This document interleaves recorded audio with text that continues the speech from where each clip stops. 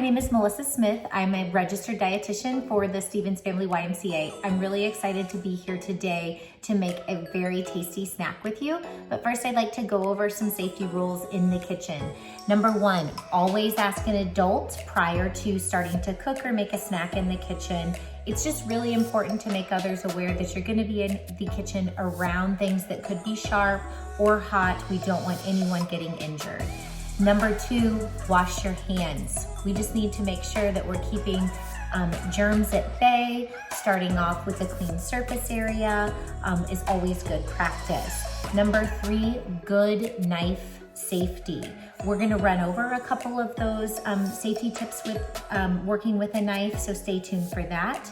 And number five, when you're in the kitchen and you're working with an adult, listen. Just very important to always stay in tune with what's going on, especially if we are handling sharp objects. All right, so let's move on to our knife safety. Let's move on to good knife safety tips. There's two ways that you can hold a knife safely. You grab the knife by the handle, and we could do the pinch grip, which, as you see, my hand is wrapped around the knife and I have it held tightly and secure. So when we go into the cut, you're leading with the blade down and pushing through. The other grip that you could use would be the pointer, or this might be used when you're starting to cut your fruits because you need a little bit more control. And so the pointer finger actually extends out onto the blade some. When you're holding on to the fruit, there is what's called a claw grip, where you hold your hand in a claw-like form where your fingernails are helping hold on to the fruit so that you can not risk injuring yourself or cutting one of your fingers. See how far back my fingers are, and I move them as I get close. If at any time you're nervous that the knife is getting close, just stop. You can set that piece aside and let an adult finish cutting that. But good safety around knives is very, very important. Okay, so now it's time to assemble our snack, and I have asked a very special guest to join us to help us do so. Hi, I'm Oliver, and today we're gonna be making fruity nut butter pitas. And so our ingredients are as follows. You need some sort of nut butter, so you could use peanut butter, almond butter, or hazelnut spread, or sunflower butter, whatever works best for you. Nut butter is high in protein, has a good source of fat in it, which will give us lots of energy and help keep us full. What else do we have? We have an apple, and we have a banana, some nut butter, and then we have our spices. What are our spices? Our spices are cinnamon, allspice, and nutmeg. And so the next step is for us to blend together the peanut butter and cinnamon, and then we'll go from there. So we need 1/2 of an apple. And if you remember, I talked about the different types of grips that you're gonna be using while cutting up your fruit. Right now, I'm in the pointed grip, and I've cut my 1/2 of an apple, and we're going to slice this into thin slices. And I am gripping the fruit with the claw grip. And since this is gonna go into the pita, I'm gonna give it one more slice right down the middle. See how that is nice and thinly sliced out.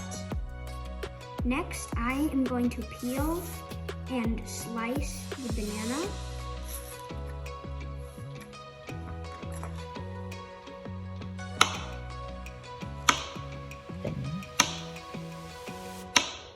Use the claw grip.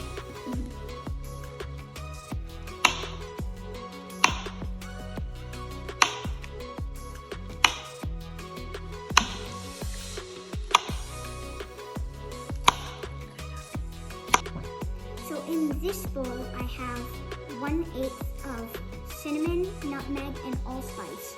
And we are going to mix this in with our peanut butter. And we need to mix that.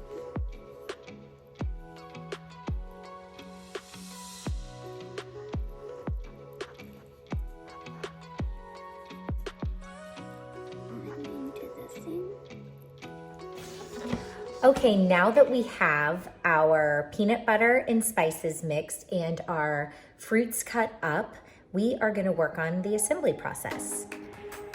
Okay, so the first step is to take your pita, and mine unfortunately is not already cut for me. So then I am just going to run a knife in that pointed grip across the middle of the pita, and then carefully, because they are thin, separate the pita. What's the next step? Our second step is to hold the pita open like this and take peanut butter, open it and spread it on the inside. And they are delicate, so you'll have to work gently. So we're just taking a little bit of the peanut butter that's mixed with the, what was it, cinnamon? Cinnamon, nutmeg, and allspice. Yeah. And we will spread it on the inside. And this should fill 2 whole pitas. Again, we're just gonna mix this, grab some, and place it on the inside.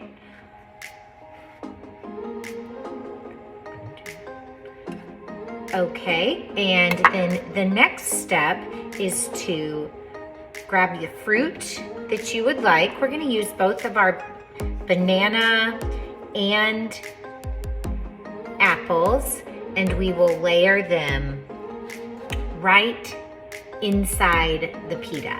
If your pita tears, it's not a big deal. It's gonna be yummy no matter what. And then we layer some bananas over it. And this would be great to pre-pack for your lunch, an after-school snack, or even a quick dinner. So we have layered our apples and we have layered our bananas. Oliver's finishing up his.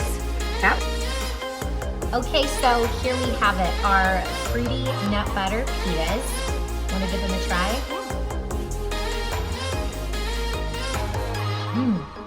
That's pretty good. I really like the spices in it. Of course, that's something that you can change up. You can leave one out if you would like to. It's fantastic. I hope you'll remake these again. And if you stay tuned while you are finishing up your snack, we're gonna share with you some fun facts about bananas and apples, and also a gentleman in our history and how he contributed to our kitchen and our nutrition. Thank you. Hello, are you there? Oh, you want to learn some fun facts about bananas? All right. Hi, my name is Charlie, and we're going to learn some fun facts about bananas. Bananas ripen after harvest. They turn yellow when you pick them.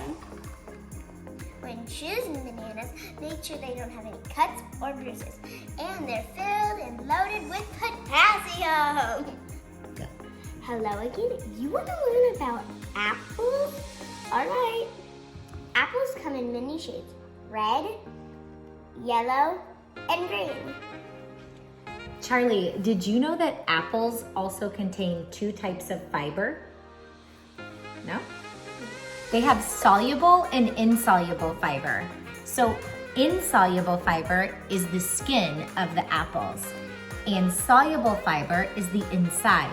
Both are really important for our digestive system and to help us feel full. So don't peel your apple, just wash it and eat your apple. I hope you all enjoyed this nutrition segment. I'm very excited to be working with the Junior League and helping out with kids in the kitchen. Again, my name is Melissa Smith. I'm a registered dietitian for the Stevens Family YMCA. Featured was my son Oliver Smith and my daughter Charlie Smith. If you have any questions, please do not hesitate to drop me an email. Thank you so much. Take care.